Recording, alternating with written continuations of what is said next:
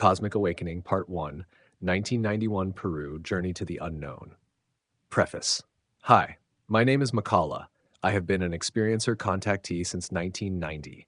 I have over 3 decades of experience with E.T.s and nonhuman intelligences, which have given me numerous subjects to learn and practice to master: meditation, metacognitive communication, and energy healing. I learned much, particularly about energetics related to human physiologies and consciousness. I published this travelogue in Japanese in 2007 and translated it into English. This is the audio version of Cosmic Awakening Part 1, 1991, Peru, Journey to the Unknown. I will upload this Audible version, probably over half of the book, little by little so that you can understand the dynamics related to spiritual awakening, cosmic awakening, seeing UFOs, telepathic communication with E.T., consciousness, and interactions with them in the early stages of contact. These interactions include psychic awakening, Kundalini Syndrome, the world of the third eye, mystical visions, metacognition, and astral travel to recall past lives, ultimately returning to the higher self. Cosmic Awakening Part 1, 1991 Peru, Journey to the Unknown. Preface. Whenever I recall that time, I immediately go to the mysterious land of Peru, with its shining blue sky and lush grasslands. The unknown events over 2 weeks in this motherland continue to radiate in my mind with inexplicable brilliance and clarity. I never imagined that the past 2 weeks would become a part of my life without being discussed.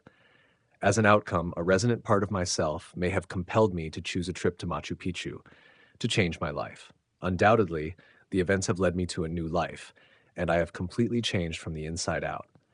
It might not be accurate to say that I was reborn, but my previous worldview remained intact despite undergoing many changes.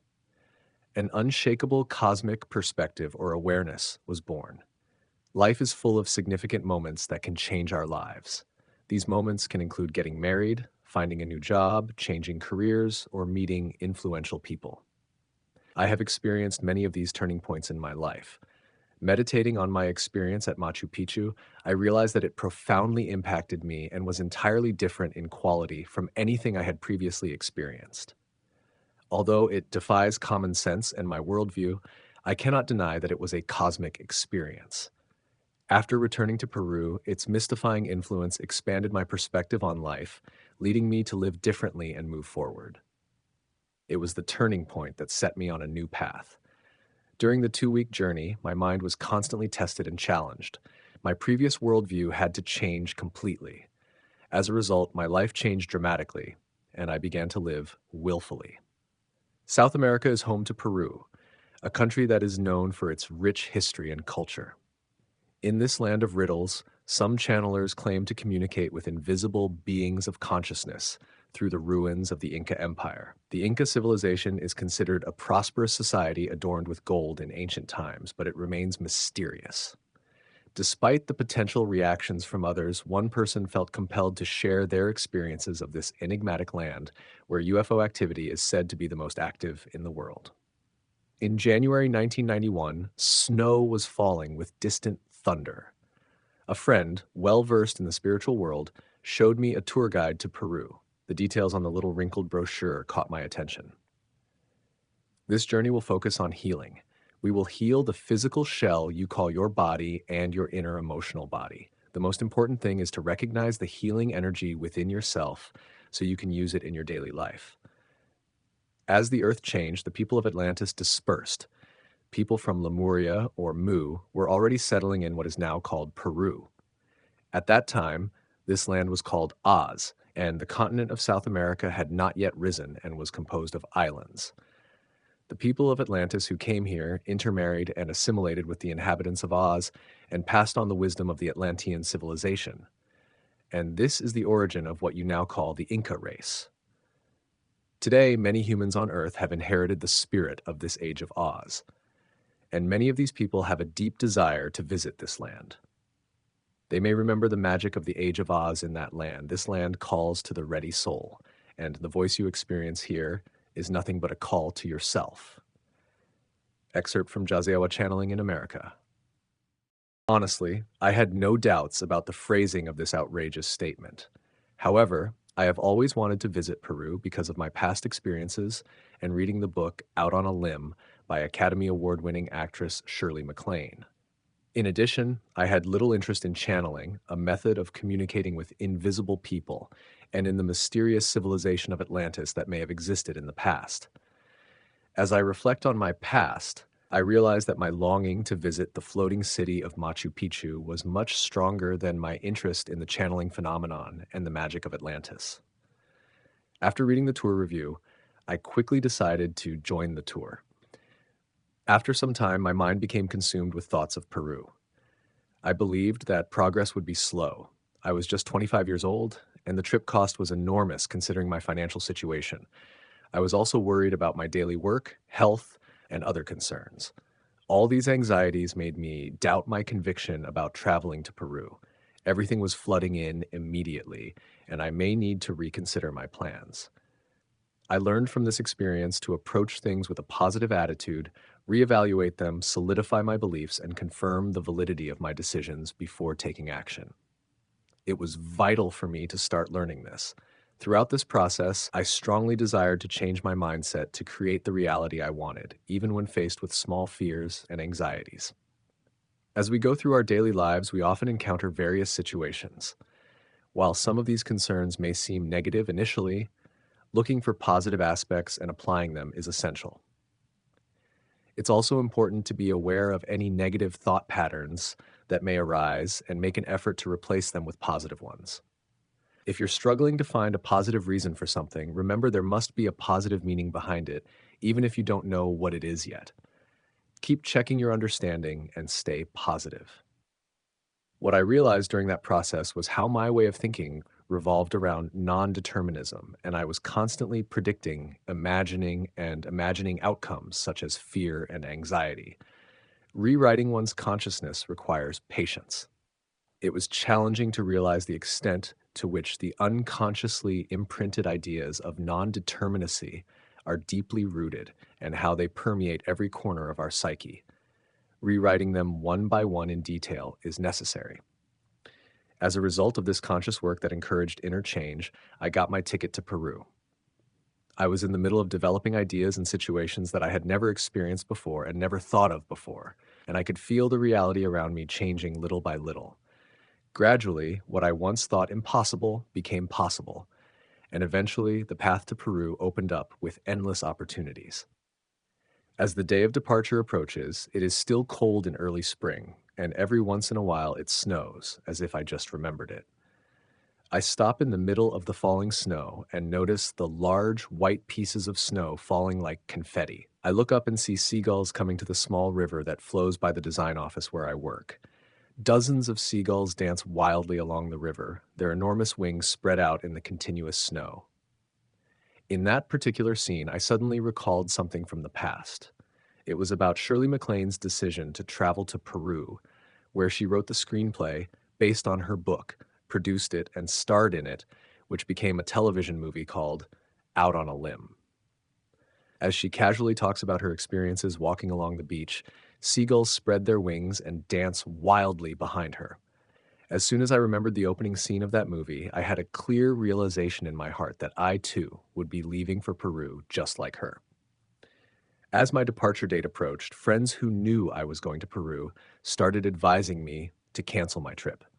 The reason for this was that at that time, newspapers, radio, and television reported a series of murders of Japanese Americans in Peru, as well as the poor security situation and the unprecedented outbreak of cholera.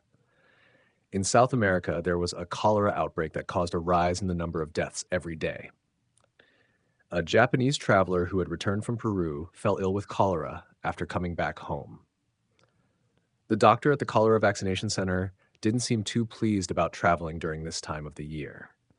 However, during the cholera outbreak, I could see how much he wanted to travel to Peru and see the situation positively. I kept telling myself that there was no need to risk getting cholera in Peru. Looking back, the cholera outbreak, which happened at such a crucial time, unlocked the final key that had been lingering in the back of my mind, where I had been feeling a little indecisive and anxious. I still remember my mother's reaction when I told her I was taking time off from work to go on a trip to Peru. My mother snapped immediately. "You can't go to a place with a body like that." In the spring of the previous year, I ended up hospitalized with hepatitis of unknown cause for 3 months. Even after being discharged from the infirmary, I need to continue to go to the clinic near my office every day to receive medication and intravenous fluids. As far as my mother was concerned, my illness had improved. My mother probably couldn't imagine sending her son, who wasn't in good health right away, to a strange land on the other side of the world with both hands. However, a few days later, my mother told me that once I decided, I wouldn't listen to her and that I was going. She told me to do whatever I wanted because I was going. Once you have made a vital decision within yourself, you often experience events that make you reaffirm your decision or experience contradictory reactions from those around you. In other words, by attracting such shaking energy, you can realize the strength and core of your inner true desires. Therefore, the power of shaking comes back to you from within yourself through the people and events around you. We can look deeply into our inner desires by calmly sensing these events and reactions. To decide the flow of life and change that trend, it's not easy to let go of the world and way of thinking we're used to. However, the important thing is, are you heading towards where you're going with fun and excitement, or are you running away from fear or what you are resisting? The reality ahead will completely differ depending on whether you are trying to force your way through it. If you believe in your potential, do things accurately, and overcome various things step by step without getting caught up in fear, sadness, or confusion that comes before you, you will be able to. These shaking experiences have taught me that a new reality of experience awaits me. It is natural to think creating a new reality we have not yet experienced is challenging. It's almost impossible to imagine it in advance because it hasn't happened yet. You can only understand this by looking back at the experiences you have had along the way. This kind of thing has happened many times in my life. This often occurs when deciding to make a big event or change. You may feel lost, conflicted, or challenged by yourself when you reach a turning point. In the spring of 1993, 2 years after my trip to Peru, when I left my hometown of Fukuoka and got a job opportunity in Seattle, Washington State, the northernmost state on the west coast of the United States, a channeler I knew said confidently, "You won't get the job in Seattle." And then, at that moment, I had a clear realization, an exact awareness that left no room for doubt that the job would be mine. It is no exaggeration to say that I knew what the future would hold. That belief became a reality in a realm of all senses, and I left for my new job in Seattle. I learned from this that events and information that seem negative at first glance mirror our inner desires.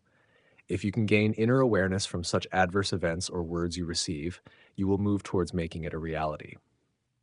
Looking at this from another perspective, I called upon receiving such seemingly negative situations and words to reflect better and clarify my inner self. That's what my consciousness somehow created. Before I left for Peru, I received a cassette tape from the travel agency that contained information on preparing for a trip to Peru from Edward Maybay, a spiritual guide and trance channeler, as well as an E.T. contactee who would assist the participants in their inner awareness during this trip. The tape recordings were messages about preparations for a journey from Jazewa, a disembodied conscious being with whom he communicated in an altered state of full trance. The essential content was about preparing mentally for a trip to Peru and how to embark on a journey with a spiritual purpose. Traverse according to the universe's guidance and simultaneously follow your inner guidance. It is essential to experience the energy of the places you visit. Furthermore, it involves letting go of various expectations and fears. As they prepared for the journey, they said, "Please only have higher expectations than necessary, and please keep your preparations for your trip busy and fun." Looking back, if I had gone on the tour with more expectations than necessary, imagining things that hadn't even happened, it might have been a completely different experience. The more imaginations, speculations, and expectations created in your head, the more likely your expectations will be disappointed. At the same time, it can lead to closing the door to the possibility of future events that may occur there. Do not project excessive expectations or preconceptions on what will happen in the future, and do not reduce the possibilities of future events to enrich the experience of traveling with a spiritual purpose. I went to Egypt in 1992, 1 year after my trip to Peru. My astonishing experience in Peru created a massive illusion about Egypt, and my expectations were too high. Based on my experience in Peru, I had raised my expectations, imagined them, and had high hopes, but the trip to Egypt was ordinary. Excessive expectations created from past experiences become close to delusions in the realm of deep psychology. The benefit of creating expectations is that by expanding your imagination, you can become more upbeat and brighter and feel happier and better just by thinking about it. If you get too deep into your delusions, fantasies, and imaginations, you can become trapped by them. If this goes too far, it becomes a world of escapism. I will write about my trip to Egypt in The Treasure of the Golden Pharaoh and the Alchemy of Light of the Sky God Horus, but it was not all a miserable experience. Many strange experiences occurred to me. However, since I compared it to the novelty of the trip to Peru, it seemed a little faded. If I hadn't gone on a trip to Peru and my first experience had been a spiritual trip to Egypt, it would have been quite a shock. In 1992, my interest in Egyptian civilization was vague, like a mysterious desert civilization that built pyramids. Despite feeling a strong magnetic force, it was compared to Machu Picchu too much. I went there too early and was unprepared because most of my friends I met on my trip to Peru were going, and I wanted to go with them.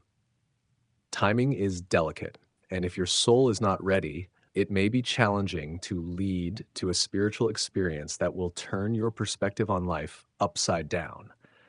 Although it is relatively easy to imagine a person's actual age, life history, depth, and experience, the degree of spiritual growth is challenging to measure and speculate about.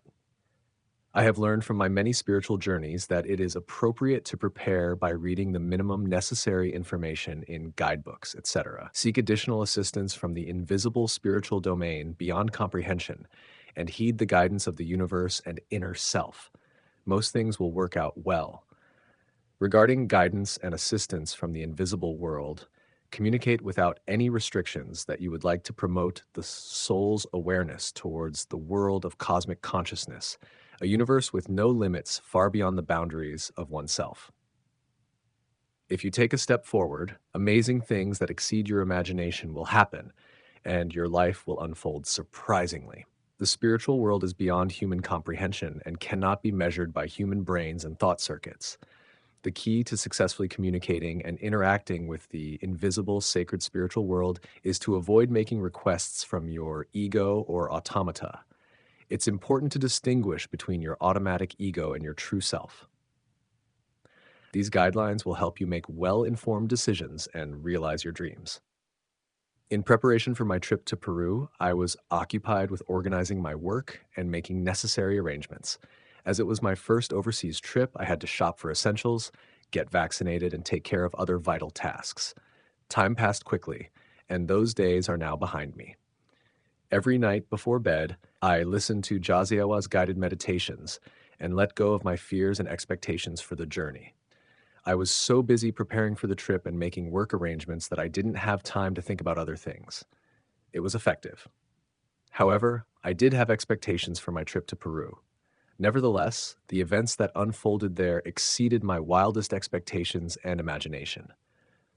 The day before my trip to Peru, I realized I hadn't prepared enough and stayed up until 2 a.m. The next morning, I woke up on the day of my departure and left Japan for Peru.